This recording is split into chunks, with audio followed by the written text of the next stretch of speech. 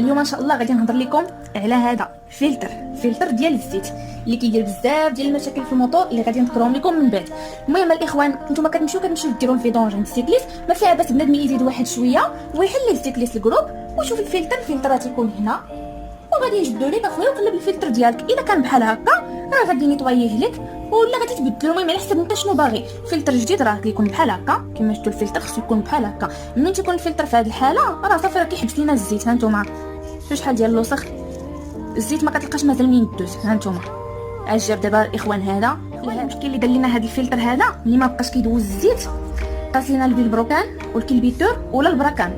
ومنين قاس لينا الفيلبروكان طلق لينا دوك لي غران، منين طلق لنا لي غران تقاس لنا السيلندر والبيستون، يعني تكمل الموتور خاصه بزاف ديال الحاجات بسبب هذا.